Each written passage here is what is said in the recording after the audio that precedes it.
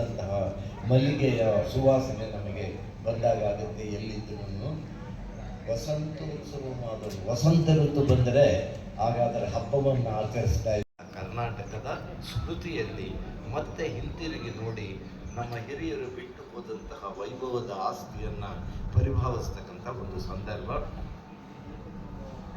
ಕೃಷಿ ವಿಶ್ವವಿದ್ಯಾಲಯದವರು ಕುಲಪತಿಯ ಮತ್ತು ಅಧ್ಯಾಪಕರೆಲ್ಲರ ಪ್ರೊಫೆಸರ್ ನೇತೃತ್ವದಲ್ಲಿ ಇಷ್ಟು ನಾನು ಕೂಡ ಇನ್ನು ಎಲ್ಲೇ ಆದರೂ ನವೆಂಬರ್ ಬಂದರೆ ಇವತ್ತಿನ ಸಭೆ ಜ್ಞಾಪಿಸ್ಕೊಳ್ತೀನಿ. UASನ ಅಗ್ರಿಕಲ್ಚರ್ ಎಂಥ ಸಭೆ ಏರ್ಪಾಡು ಮಾಡಿದ್ರಪ್ಪ ಅಂತ ಹೇಳಿ ನಾನು ಜ್ಞಾಪಿಸ್ಕೊಳ್ತೀನಿ. ಅಂದರೆ ಅದನ್ನು ನಾನು ನೀಡೋದಕ್ಕೆ ಇದು ಅಸೆಂಬ್ಲಿ ಅಲ್ಲ, ಅದರಿಂದ ನಾನು ಕೊಟ್ಟ ಸಮಯಕ್ಕೆ ಬದಲಾಗಿ ನಾನು ಪಾಲಿಸ್ಕೊಂಡು ಬಂದಿರ್ತಕ್ಕಂಥದ್ದು. ಅವ್ರು ಹೇಳ್ತಾರೆ, ಅವರು ಈ ಗುಣ ಇದ್ದಂಥ ಸಂದರ್ಭದಲ್ಲಿ ಪಂಪ 2ನೇ ಪದ್ಯ ಹೇಳ್ತಾನೆ, ತೆಂಕಣ ಗಾಳಿ ಸೋಂಕಿರೊಡಂ ಒಳ್ಳುಡಿಗೇಳ್ದೊಡನಲ್ಲಿ ಇದ್ದಂತಹ ಸಂದರ್ಭದಲ್ಲಿ ಅದೇ ಕೆಲವರು ಇವರು ನೆನ್ಕೊಂಡು ನೀನೇರು ಮರ ಶ್ರೀಗಂಧ ಅದೆಲ್ಲ ಸರಿಯಾದರೆ ಬೆಟ್ಟ ನೀನು ಮುಟ್ಟೋದು ಶ್ರೀಗಂಧ ಆಗುತ್ತೆ, ನೀನು ಕುಡಿಯೋದು ಕಾವೇರಿ ಆಗುತ್ತೆ, ಅದೆಲ್ಲ ಹೇಳಿದ್ದಾರೆ ಅವರು.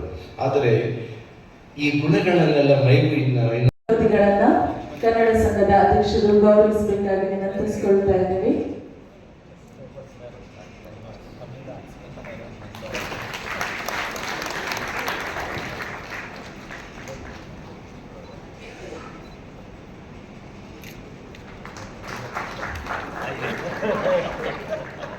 ಸರ್ ದಯವಿಟ್ಟು ಇಲ್ಲಿ ನೋಡಿ sir. Sir look here sir. Sir ಇಲ್ಲಿ ನೋಡಿ ಸರ್. ಧನ್ಯವಾದಗಳನ್ನು ಅರ್ಪಿಸ್ತಾ ಇದ್ದೀವಿ. ಸರ್ ಎಲ್ಲ ಇಲ್ಲಿ ನೋಡಿ ಸರ್. ಹಾಗೇ ರೀ ಸರ್.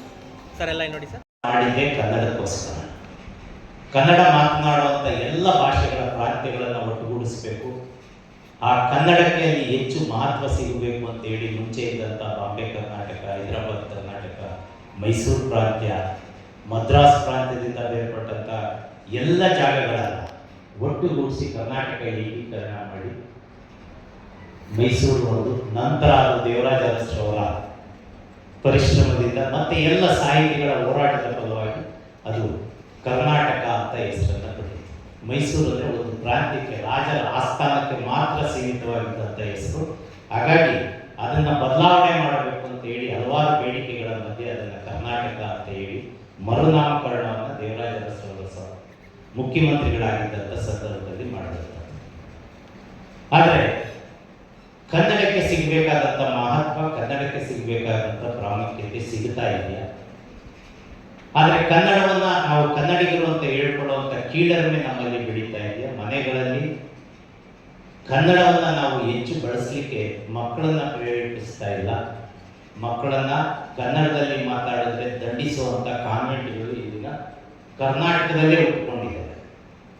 ಏನಾದರೂ ತಮ್ಮ ಆವರಣದಲ್ಲಿ, ಶಾಲಾ ಆವರಣದಲ್ಲಿ ಮಕ್ಕಳು ಕನ್ನಡದಲ್ಲಿ ಮಾತಾಡ್ತಾ ಇರೋದನ್ನು ನೋಡಿದ್ರೆ ಅವರಿಗೆ ದಂಡವನ್ನು ವಿಧಿಸುವಂಥ ಪದ್ಧತಿಯೂ ಸಹ ಕರ್ನಾಟಕದಲ್ಲಿ ಬಂದ್ಬಿಟ್ಟಿದೆ. ಅಂದರೆ ಉದ್ದೇಶ ಯಾವುದೇ ಭಾಷೆಯ ಮೇಲೆ ತಿರಸ್ಕಾರ ಇಲ್ಲ. ನಮಗೆ ಯಾವುದೇ ಭಾಷೆಯನ್ನು ನಾವು ಬೇರೆ ರೀತಿ ದ್ವೇಷಿಸ್ತಾ ಇರುವಂಥ ಮನೋಭಾವ ನಮ್ಮಲ್ಲಿ ಬೆಳೆದಿಲ್ಲ. ಆದರೆ ನಮ್ಮ ಭಾಷೆಯನ್ನು ಪ್ರೀತಿ ಮಾಡಬೇಡಿ ಅಂತ ಯಾರು ಹೇಳಿಲ್ಲ. ಹಾಗಾಗಿ ನಾವು ಎಲ್ಲಿಂದ ಎಲ್ಲೇ ಹೋದರೂ ಮೊದಲನೇ ಪ್ರಶ್ನೆ ಮಾತೃಭಾಷೆ ಯಾವುದು ಅಂತ ಕೇಳಿದ್ರೆ ಕನ್ನಡ ಅಂತ ಬರೀತೀವಿ, ಅದನ್ನು ಇಂಗ್ಲಿಷ್ನಲ್ಲಿ ಹೇಳ್ತೀವಿ.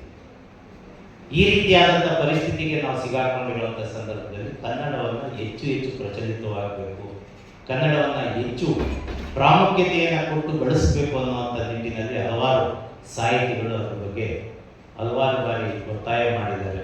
ನಿಮಗೆಲ್ಲ ಗೊತ್ತಿದೆ, ಗೋಕಾಕ್ ಚಳುವಳಿ ಅಂತ ಮಹತ್ತರವಾದಂಥ ಚಳುವಳಿಯಲ್ಲಿ ಡಾಕ್ಟರ್ ರಾಜ್ಕುಮಾರ್ ಅವರು ನೇತೃತ್ವವನ್ನು ವಹಿಸಿ ಈ ಕರ್ನಾಟಕದಲ್ಲಿ ಕನ್ನಡಕ್ಕೆ ಪ್ರಾಧಾನ್ಯತೆ ಸಿಗಬೇಕು ಅಂತ ಹೇಳಿ ಮಾಡಿದಂಥ ಹೋರಾಟ ಅವತ್ತು ಎಷ್ಟು ಬೃಹತ್ ಮಟ್ಟದಲ್ಲಿ ನಡೆಯಿತು ಅಂತ ತಮಗೆಲ್ಲ ಗೊತ್ತಿದೆ.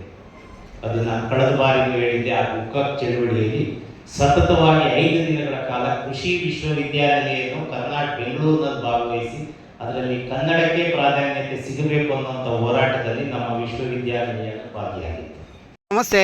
ಈ ದಿನ ಕೃಷಿ ವಿಶ್ವವಿದ್ಯಾಲಯ ಅದ್ದೂರಿಯಾಗಿ ಕನ್ನಡ ರಾಜ್ಯೋತ್ಸವ ಆಚರಿಸ್ತಾ ಇದ್ದಾರೆ. ತಾವು ಹೇಳಿ ಸರ್ ಇದ್ರ ಬಗ್ಗೆ. ಕೃಷಿ ವಿಶ್ವವಿದ್ಯಾನಿಲಯದಲ್ಲಿ ಕನ್ನಡ ಸಂಘ ಅಂತ ಇದೆ. ಈ ಕನ್ನಡ ಸಂಘದವರು ಪ್ರತಿ ವರ್ಷ ನಮ್ಮ ಕೃಷಿ ವಿಶ್ವವಿದ್ಯಾನಿಲಯದಲ್ಲಿ ಕರ್ನಾಟಕ ರಾಜ್ಯೋತ್ಸವವನ್ನು ಆಚರಿಸ್ಕೊಂಡು ಬರ್ತಾ ಇದೆ. ಈ ಬಾರಿ ಸ್ವಲ್ಪ ತಡವಾಗಿ ಹಲವಾರು ಕಾರಣಗಳಿಂದ ಡಿಸೆಂಬರ್ ತಿಂಗಳಲ್ಲಿ ಈ ಕಾರ್ಯಕ್ರಮವನ್ನು ಆಯೋಜಿಸ್ತಾ ಇದ್ದೀವಿ. ಈ ಕಾರ್ಯಕ್ರಮದಲ್ಲಿ ಕೃಷಿ ವಿಶ್ವವಿದ್ಯಾನಿಲಯದಲ್ಲಿ ಹಲವಾರು ಕನ್ನಡ ಪರ ಕಾರ್ಯಕ್ರಮಗಳನ್ನು ನಡೆಸ್ತಾ ಇದ್ದೀವಿ. ಅದರಲ್ಲಿ ಬಹಳ ಮುಖ್ಯವಾದದ್ದು ಅಂದರೆ ಕನ್ನಡ ಅಧ್ಯಯನ ಕೇಂದ್ರವನ್ನು ಸಹ ನಾವು ಇಲ್ಲಿ ನಡೆಸ್ಕೊಂಡು ಬರ್ತಾ ಇದ್ದೀವಿ. ಅದರಲ್ಲಿ ಇದುವರೆಗೂ ಸುಮಾರು 500 ಕನ್ನಡ ಪುಸ್ತಕಗಳನ್ನು ಪ್ರಕಟಿಸಿದ್ದೀವಿ. ಅಂದರೆ ಇದರಲ್ಲಿ ಮುಖ್ಯವಾದಂಥ ಉದ್ದೇಶ ಕನ್ನಡದಲ್ಲಿ ಬರೆಯುವಂಥ ಲೇಖಕರನ್ನು ಪ್ರೋತ್ಸಾಹಿಸುವುದು, ಅತ್ಯುತ್ತಮ ವಿಷಯಗಳನ್ನು ಹೊರತರುವಂಥ ಕಾರ್ಯಕ್ರಮವನ್ನು ಸಹ ಕೃಷಿ ವಿಶ್ವವಿದ್ಯಾನಿಲಯ ಮಾಡ್ತಾ ಇದೆ. ಮತ್ತು 60 ವರ್ಷಗಳ ನಂತರ ಪ್ರಥಮ ಬಾರಿ ನಮ್ಮ ಕೃಷಿ ವಿಶ್ವವಿದ್ಯಾನಿಲಯದ ಲಾಂಛನವನ್ನು, ಚಿಹ್ನೆಯನ್ನು ಕನ್ನಡಕ್ಕೆ ಹೆಚ್ಚು ಪ್ರಾಮುಖ್ಯತೆಯನ್ನು ಕೊಟ್ಟು ವಿನ್ಯಾಸ ಮಾಡಿ ಅದನ್ನು ನಾವು ಬಿಡುಗಡೆ ಮಾಡಿದ್ದೀವಿ. ಹಾಗಾಗಿ ಕನ್ನಡ ರಾಜ್ಯೋತ್ಸವ ಪ್ರತಿ ಬಾರಿ ಬಹಳ ಅರ್ಥಪೂರ್ಣವಾಗಿ ಕೃಷಿ ವಿಶ್ವವಿದ್ಯಾನಿಲಯವನ್ನು ಆಚರಿಸಿಕೊಂಡು ಬರ್ತಾ ಇದ್ದೀವಿ.